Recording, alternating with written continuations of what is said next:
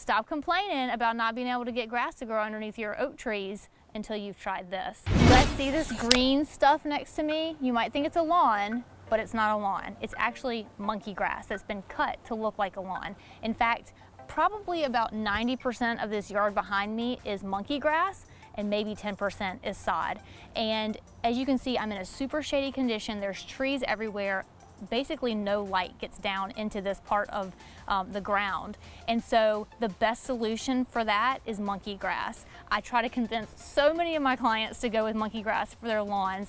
Most of them are like, no, we're not doing that. But I have to tell you, stop complaining about not being able to get grass to grow underneath your oak trees until you've tried this. The only downside of it is that you have to plug it. It's not that instant lawn that any kind of typical sod grass would give you.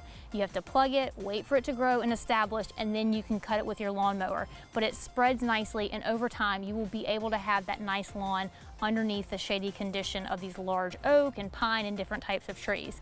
So if you have any questions about that, let me know. But I have to tell you guys, if you look behind me, you can't tell the difference between a monkey grass lawn and a sod lawn once it gets established. All right, you guys go try it out.